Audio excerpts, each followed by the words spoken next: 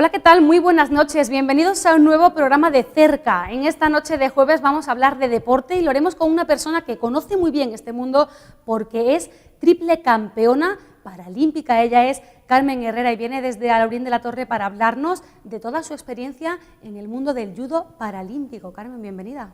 Hola, ¿qué tal? Encantada de estar aquí.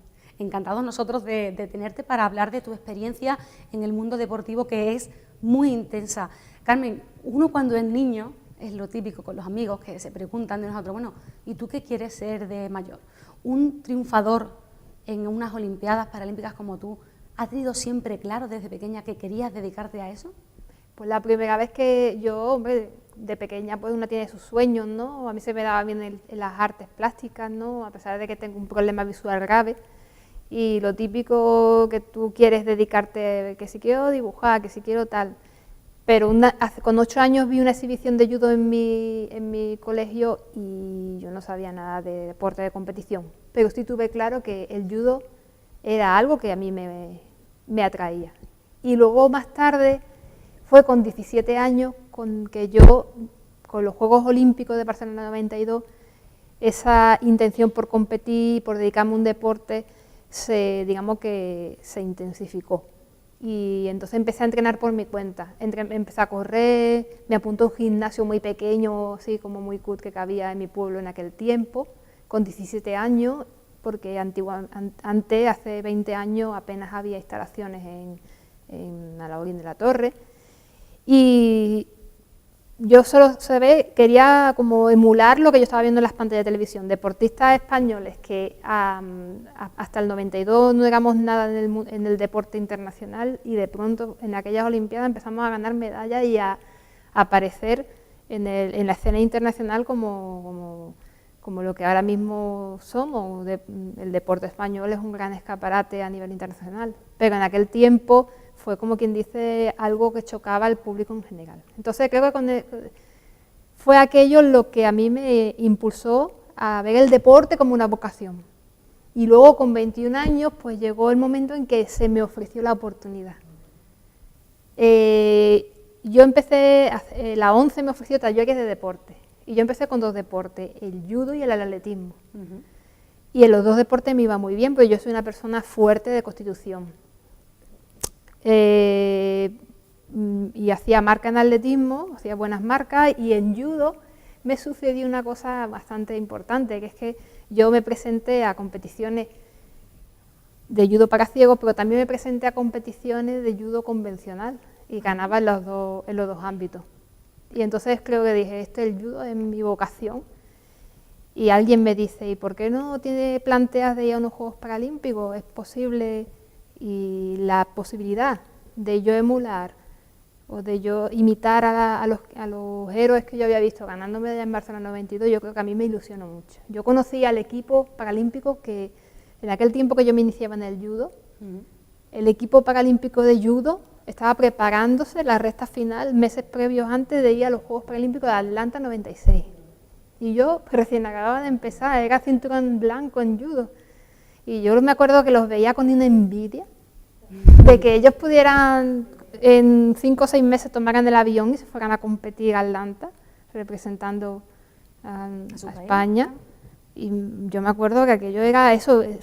Yo veía, cuando los veía ellos de allí, en mi cabeza aparecía la imagen de Fermín Cacho ganando el oro en Barcelona en los 1500 y levantando los brazos. Y en el podium, creo que eso fue como una especie, fue unos años de vértigo, ¿no? De empezar a entrenar judo. Yo ya había entrenado, pero con 20 años empecé el judo. Claro, porque el momento de empezar a entrenar también es un hito importante. El pasar de la nada al primer contacto y ya después la competición. ¿Y cómo son estos primeros momentos de preparación? De la nada empezar a preparar un deporte que no conoces apenas, vamos, que si habéis visto alguna demostración y demás, pero no, me imagino que tiene unas normas muy estrictas que hay que cumplir y demás. ¿La preparación cómo empieza? Pues me acuerdo que con 20 años me inicié. Ten en cuenta que con 20 años si te planteas competir ya es tarde, porque ahí las chicos y las chicas que empiezan a competir empiezan de niños. Hay una curva de aprendizaje muy, muy pronunciada y luego cuando ya llegan los 20 años están preparados para competir en categorías superiores. Han pasado por infantil, por cadetes, por juveniles, sub-20, sub-23, y el que tiene cualidades y luego tiene una psicología adecuada de campeón, pues se está planteando ir a los Juegos. Yo sí que venía de entrenarme en otros deportes, en fitness, carrera, incluso competí en algunos eventos de carreras populares, pero el propio deporte de judo como tal, yo había visto cosas en la tele y había imitado en mi casa, me acuerdo, muy humildemente, pero como no me habían dado la oportunidad, en mi entorno no era de gente deportista, y luego el entorno social no ayudaba, y sobre todo, ya no eso, sino una mujer joven. Ten en cuenta en los años, estamos hablando de los años 90, principios de los 90, veníamos de los 80, y las circunstancias sociales y familiares no impulsaban que a una mujer joven tuviera aspiraciones en el ámbito deportivo, porque... Bueno, y deportivo y de pelea, que no es... Y encima es un deporte de combate como el judo. De hecho, la primera medalla olímpica en España la consiguió una mujer, Miriam Blasco, en judo. Esa fue otra inspiración inmensa. Y bueno, y porque su combate, la final, lo echaron en televisión española, pero yo no pude ver el directo. Pero aquello fue brutal, porque fue la primera medalla olímpica conseguida por una mujer en toda la historia del deporte español. Entonces, aquello fue otro, yo me acuerdo de Fermín Cacho porque lo viví en directo, pero aquello fue como y en judo, ¿y judo qué es? Un deporte japonés, claro, encima un deporte de combate, era muy desconocido, bueno, era conocido en la educación, porque el judo siempre ha tenido una filosofía de formación en valores y educación a través del deporte, del judo o del combate, con reglas y con el respeto al rival y todo lo que los valores que rodean al deporte, ¿no? El judo siempre tuvo una vocación de educación y digamos que se instauró en los colegios y en los institutos, por ejemplo, Guardia Civil o policía lo entrenaban, pero era en los colegios donde el judo se veía como una actividad extraescolar adecuada para los alumnos. Pero las chicas, las mujeres en aquel tiempo, éramos una rara avis, algo anecdótico en el mundo del deporte. Y el hecho de que Barcelona 92 no solamente fueran hombres, sino mujeres, las que pusieran sobre la mesa una medalla de oro, el judo de hecho entraba en el programa olímpico en 1992. Y llega una española, había japonesa, alemana, inglesa, llevaba muchos años haciendo judo, y llega una española que en 3 años de preparación pone una medalla de oro sobre la mesa. Luego, con los años, a los 20 años me encontré con uno de los promotores de aquellos Juegos de Barcelona 92 y me contó la historia de Miriam Blasco, los bambalines, lo detrás de bambalinas. Me dice, 3 años antes de que Miriam Blasco ganara el oro, su entrenador, que murió un mes antes en un accidente de moto, murió un mes antes de que Miriam ganase, pues llega a mi despacho, me decía él, llega a mi despacho, me pone un informe sobre la mesa y me dice, yo tengo una judoka que dentro de 3 años puede conseguir perfectamente un oro en Barcelona. Y aquí tiene usted el programa por el cual nosotros vamos a plantear la preparación de esta judoka. Y dice que él cogió el de eso, lo leyó las competiciones, los planteamientos que tenía, porque en aquel tiempo no había nada en el deporte español, no había becas, no había ayuda, no había un programa serio de preparación en los distintos deportes. Que estaba muy poco. Solamente era el fútbol lo que había y entonces pues aquello fue como quien dice los pioneros en saber cómo plantear las ayudas, los planes ADO empezaron en aquel tiempo, los patrocinios. Fue una época de... Y entonces, quien fue un adolescente y un niño de aquel tiempo, yo creo que sí, claro, porque la televisión publicitaba. El año 92 fue un año clave, fue el año de la Exposición Universal de Sevilla y a la vez el evento de Barcelona 92. Y ahora se ha puesto, como que tenemos Barcelona de plena actualidad, sí. Nadie mienta que hubo unos Juegos Olímpicos del 92, pero los hubo, y fue clave para el deporte en España. Además, tu deporte concretamente es un deporte extranjero, bueno, casi todos lo son, el fútbol, por ejemplo, también viene de fuera, pero al ser un deporte oriental es como más llamativo, ¿no? Sí. Porque sería también más desconocido. Sí, prácticamente salió el sistema educativo, o el judo era conocido, en aquel tiempo estaba de moda, pero relativamente. Y entonces, pues claro, empezó ya categoría masculina y femenina, en Atlanta 96 siguió, en Sydney siguió, y en los Juegos Paralímpicos el único arte marcial que se practicaba, que también entró en 1992 como parte del programa paralímpico, fue el judo. En Juegos Olímpicos entró la categoría femenina y en Paralímpico entró el judo como deporte paralímpico de pleno derecho. De hecho, el judo es el único arte marcial que compite en unos Juegos Paralímpicos, porque entendemos que en Juegos Olímpicos está judo, taekwondo y ahora en 2020 entra el karate como deporte de lucha, lucha olímpica, pero en Paralímpicos solamente de combate, arte marcial, propiamente dicho, va a estar la esgrima en silla de ruedas, que es un deporte de combate, ¿no? Pero con sable o con espada. ¿Y florete? Florete. Pero de cuerpo a cuerpo, por así decirlo. Cuerpo a cuerpo, un combate de arte marcial puro y duro, el judo es el único. Y entonces, pues, yo tuve un hándicap, claro, empecé en el 96, como te digo, en el 1995 prácticamente empecé a entrenar judo, en el 96 empecé a competir y en el 97 hice mi primera competición internacional en Alemania. O sea, con muy poco tiempo, vaya. Sí, pero quedé... Carmen, ¿cómo era tu día de preparación para en tan poco tiempo presentarte a una competición? Pues simplemente porque... ¿Vivirías exclusivamente para eso, quiero decir? ¿Sabes qué pasa? Que me lo tomé tan en serio. Es que, ¿sabes qué pasa? Es que me pasó que fue como que había encontrado mi sitio. Yo había encontrado mi sitio. Yo llegué al judo, yo había entrenado y yo sabía que ese componente como de heroicidad, de ver aquello, como te comenté antes, pues cuando me puse un kimono, yo empecé, ya te digo, empecé atletismo, lanzamiento de disco, lo que más me gustaba, jabalina y peso y judo. Y cuando yo me puse el kimono, como que me sentí en mi deporte. Y el atletismo me gustaba también, porque yo admiro mucho a los atletas, me gusta mucho la gimnasia deportiva, el atletismo, lo sigo. Pero es el judo como el deporte que se ajustaba a mí como un guante. Y entonces me dediqué plenamente, empecé a buscar gimnasios donde yo pudiera crecer como deportista. Que te apuntasen.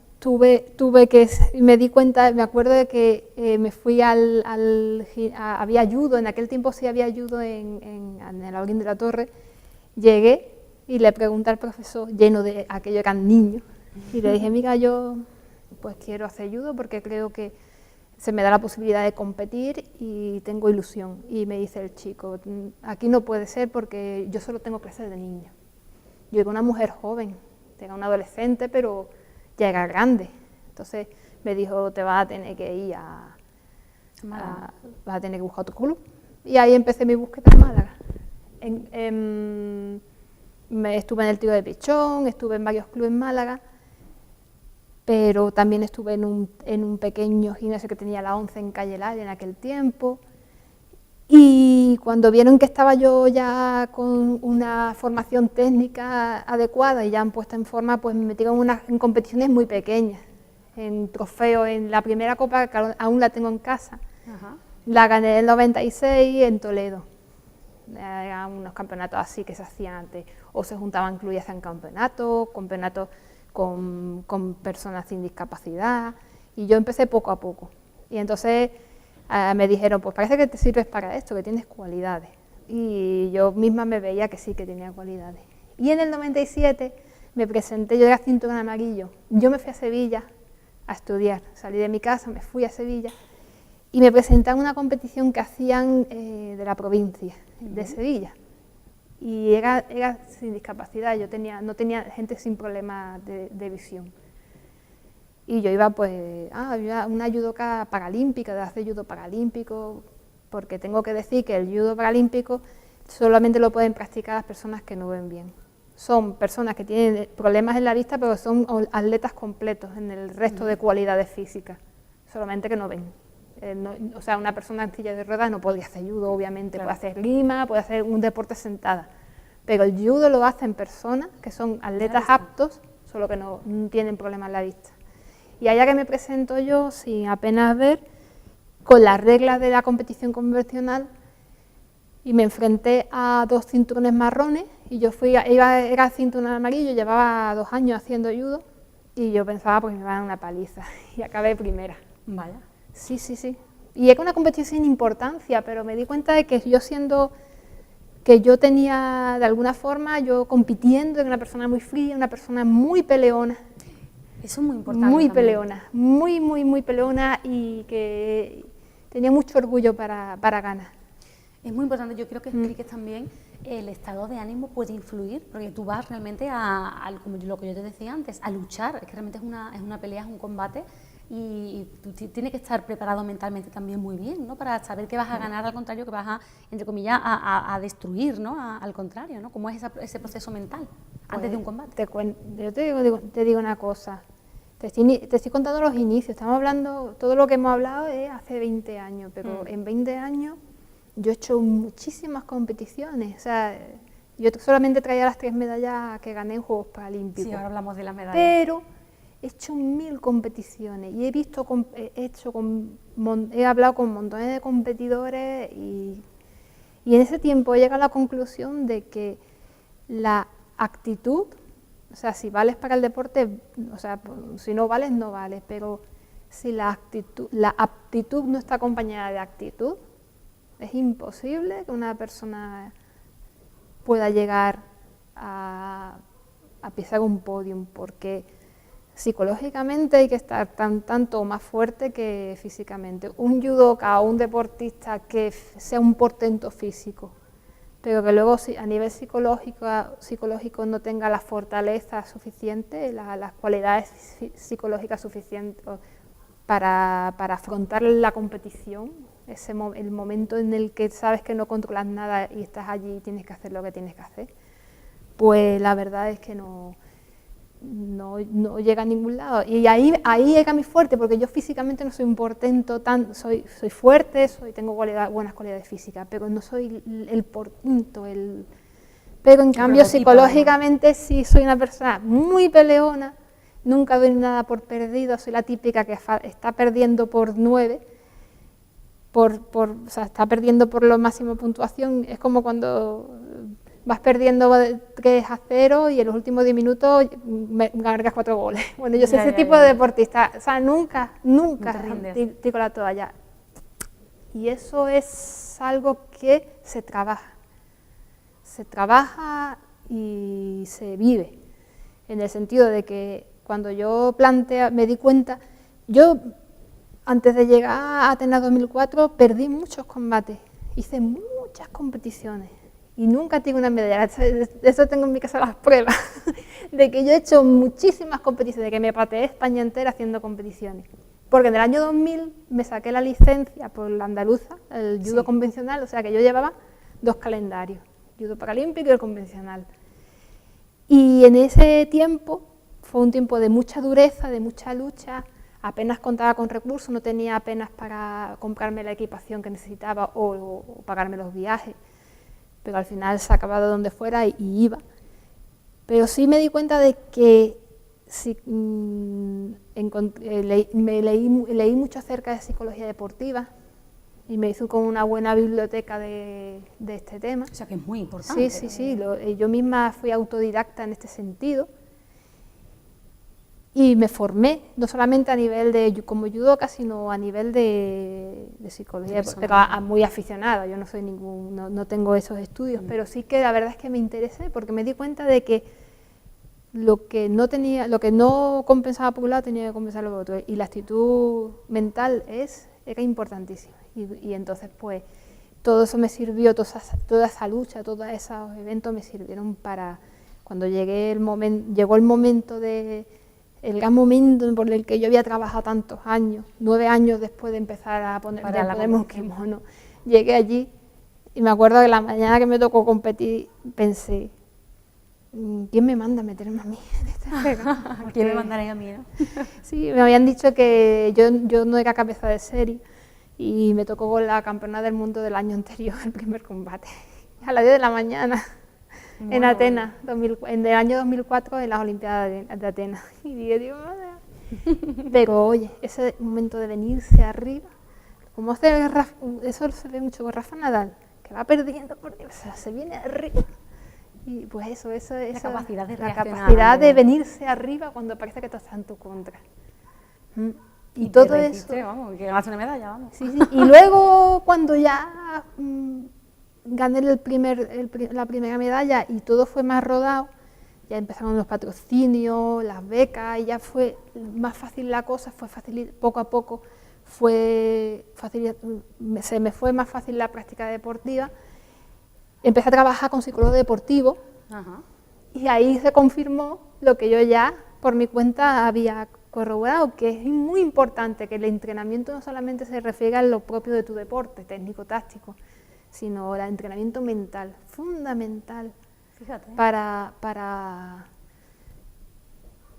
estar, para ganar y para salir fuerte, digamos, claro, a y un poco todo. Ahora mismo se habla mucho, yo voy a unas conferencias y hay dos deportistas, pues ahora los deportistas retirados se reconvierten en conferenciantes, sí, de valores, habla mucho de la resiliencia, de los valores de la superación, del trabajo duro.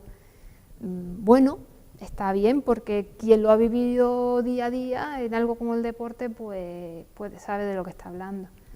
Pero en realidad luego todo tiene sus luces y sus sombras, y el precio se paga. Pero realmente yo puse en una balanza lo que estaba sacrificando por lo que yo podía, hice una apuesta de futuro y lo puse en una balanza, porque llega un momento en el que tiene bajones, ¿no? Y cuando yo gané la primera medalla se me confirmó que la apuesta que yo hice no había sido errada, sino que había apostado porque puedo ir muy preparada, pero no hemos visto veces en la televisión como deportistas que iban de campeones, al final acababan fracasando, se estrellando. Eso es un ejemplo que me acuerdo, Martín Fiz. ¿Te acuerdas de Martín Fiz, el maratoniano? Sí. Bueno, Martín Fiz, que yo lo seguía porque, como te dije, me gusta el atletismo, había sido todo en los maratones y todo el mundo ya lo daba como oro olímpico. Llega a Atlanta, me parece que fue en Atlanta. Llega a Atlanta y las condiciones de humedad, el entorno que era poco favorable para él, quedó cuarto. Y todo el mundo daba por hecho esa medalla, con sus marcas y su palmarés previo. Su preparación. Todo el mundo lo daba como campeón. ¿Y qué pasó? Muchas veces hay cosas que no puedes controlar. Pues lo mismo. Entonces, quizás es otra cosa buena, que yo nunca me he visto campeona. Y controlar las emociones también. Tremendo. Y las pasiones en el momento. Y me imagino que lo que pasa en el combate del ring, ¿se llama ring? El tatami. El tatami. Sí. Lo que pasa en el tatami no lo extrapoláis fuera, ¿no? Eso será una de las normas. Pues yo te digo una cosa, he aprendido para poder llegar a controlar, sobre todo saber, no quitar las emociones de medio, sino saber controlarlas, sobre todo saber cómo te sientes y actuar en consecuencia. Monitorizarte a ti misma, sobre todo eso. Me acuerdo que seguía el consejo de un chico que era psicólogo deportivo y había sido judoka. Y nos daba buenos consejos de cómo salir al tatami y la activación del 1 al 10. No es bueno saber ni muy activado porque te quemas, ni sin activarte porque... O sea, sabía que salía al 7, sabía que salir excitado y tal y cual. Y eso es un consejo, son cosas muy específicas. Pero al fin y al cabo es el controlar las emociones, el tener la cabeza fría, pero también tener la mente flexible, porque si tú te controlas demasiado, pierdes flexibilidad. Y en la competición, sobre todo en deportes de combate, el cambio es continuo, el caos es lo que prima. Y también el no saber lo que te vas a encontrar. El no saber, el caos, la sensación de que estás en medio de una tormenta, de todo, el entorno, el entorno que te rodea, los competidores. Muchas veces en las expediciones hay problemas de el material médico que no llega, los entrenadores que están peleando uno con otro, el compañero que ronca y no me deja dormir en la habitación cuando vamos, mil cosas, mil detalles que si tú vas con una preparación psicológica mala te pueden superar. De hecho yo decía, muchas veces estaba en la Villa Olímpica, yo veía que había gente a la que las pequeñas tonterías las superaban. Y no eran capaces de controlar a nivel emocional. Le dominaba, ¿no? Sí, le superaba el evento, le superaba todo aquello, toda la amalgama, estaban unos juegos, la importancia, la tele que viene, está pendiente de ti, la prensa. Y yo lo que hacía era quitarme problemas. Yo me acuerdo, o sea, tenía una compañera que daba entrevistas, que siempre estaba buscando la cámara, yo fui con el oro, y yo decía, yo no quiero saber nada, me voy, porque a mí lo que me interesa es ir a competir. Y era una forma de quitarme presión, era una forma de centrarme, sí. Carmen, ¿tú crees que el deporte paralímpico está reconocido? No. ¿Por qué? ¿Cómo crees que se podría mejorar? Eso hay debates y debates acerca de eso. Hombre, tú que lo has vivido en primera persona puedes tener a lo mejor una idea más clara, ¿no? Yo solo sé que lo mío es como la punta del iceberg, que solamente se ve el 10% de todo lo que supone el esfuerzo, el trabajo diario, el esfuerzo diario para salir adelante. He oído de todo, desde periodistas que dicen que al tener una discapacidad los deportistas paralímpicos tienen más mérito que los olímpicos, al otro extremo, periodistas o gente del deporte que dice que hay menos competidores en el deporte paralímpico y las medallas son más fáciles.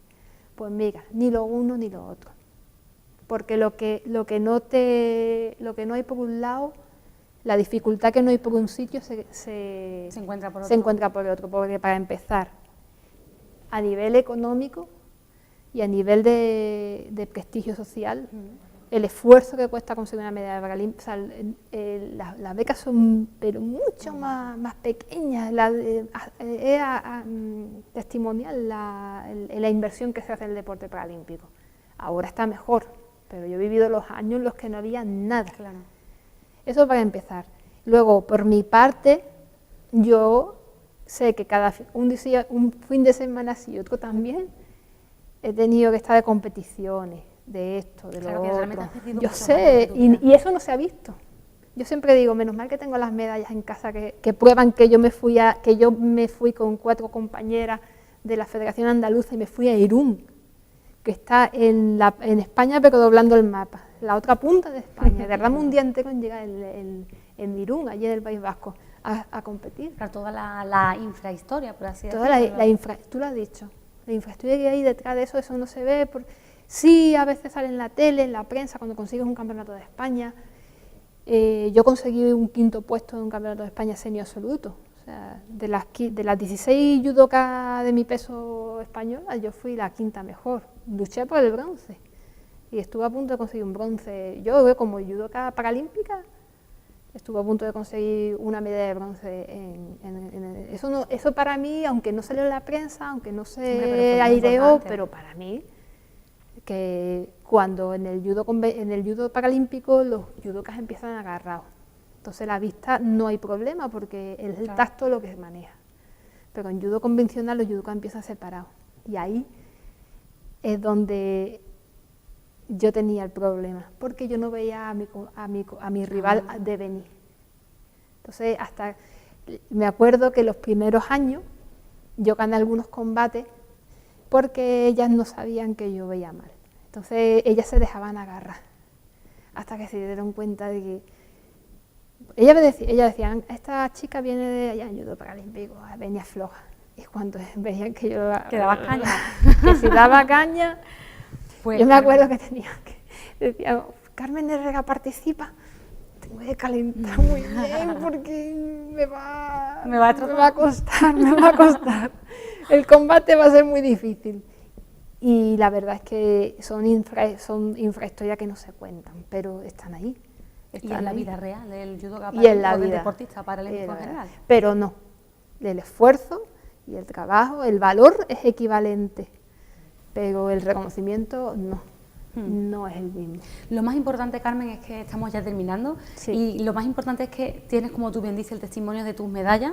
Aquí te has traído 3, bueno, son de grandes victorias, ni más ni menos de medallas olímpicas. Cuéntanos, ya ahí nos despedimos con estas historias de las 3 competiciones en las que conseguiste tu medalla olímpica.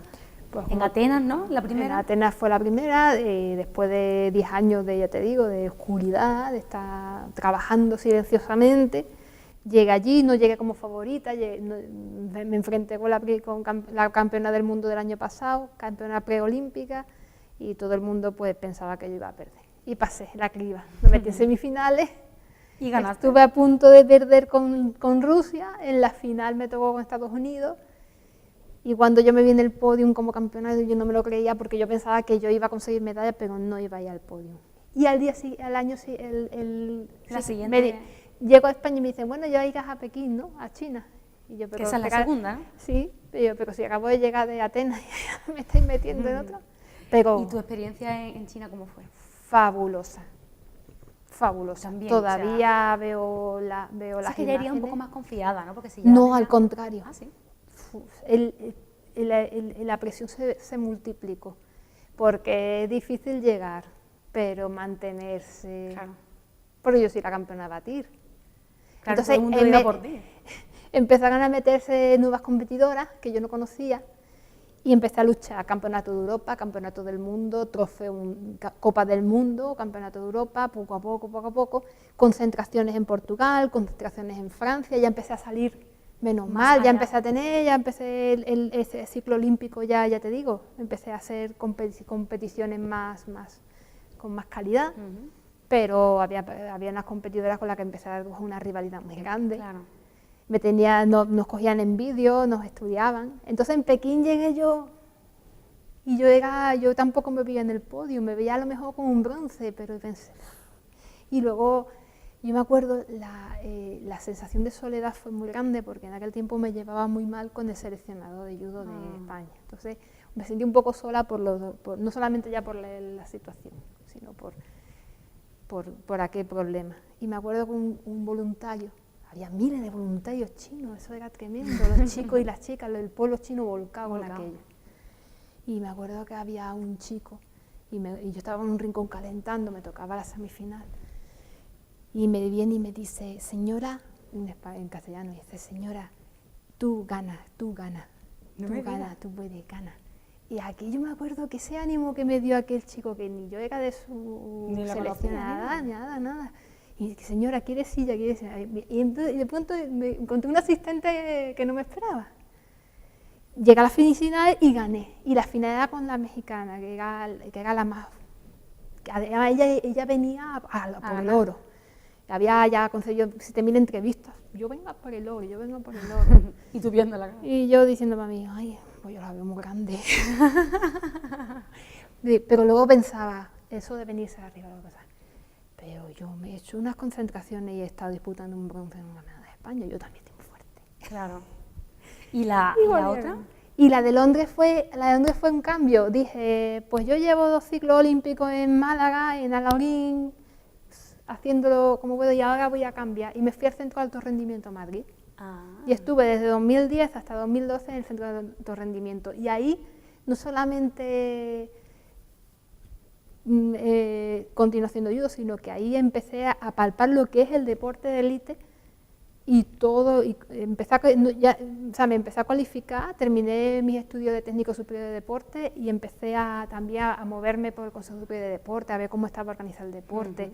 Aprendí muchísimo, estuve en la residencia Blume desde, ya te digo, hasta el 2012 y aquello me ayudó mucho porque ya te digo, ya llevaba siendo la campeona por 2 veces, a la tercera era peor, la presión era el triple. Pero con todo y eso, Carmen, lo conseguiste. Pues a veces. La conclusión de tu trayectoria es que el que quiere puede. Es proponérselo, exponerse, no solamente el que quiere puede, hay que tenerlo muy claro. Nadie se mete en estos fregados si no sobre todo hace una apuesta de fútbol y lo tiene claro, como el agua del deshielo. Quiero esto y voy a por ello. Y Es el cuando consejo de- hay un entrenador de balonmano que ha escrito un libro muy bueno de coaching deportivo y dice que para conseguir la excelencia hay que formarse en la visión. La visión es ver lo que tú quieres conseguir, verlo muy claro, verlo, visualizarlo, saborearlo, tener claro que lo quieres, porque hay que pasar tantas dificultades que si no, en los Si no, no momentos tienes malos, éxito. no tienes ese objetivo en tu mente, vas a venirte abajo. Y eso es así, y lo digo para todos los deportistas. Pues con ese mensaje me quedo yo, Carmen. Me parece un mensaje muy bonito, que para llegar tienes que tenerlo muy claro y Muy luchar claro. por tu sueño porque se puede conseguir, a Sí. pesar de todas las piedras que te vayas encontrando en el camino. Y eso vale para todo. Pues Carmen, muchísimas gracias por habernos acompañado en esta noche y habernos contado tu experiencia. Podríamos estar hablando horas y horas, porque desde luego que tienes trayectoria e historias para contar. Bueno, ya te digo. Pero bueno, muchísimas gracias por haber acudido a nuestra llamada y bueno, que sigas siempre difundiendo esos ánimos a todas las personas que se quieren dedicar al mundo del deporte. Pues gracias a vosotros por invitarme y por permitirme contar un poco mi historia y animar a todo el mundo a que sea por ganar una medalla olímpica, sea por sentirse bien, que haga deporte.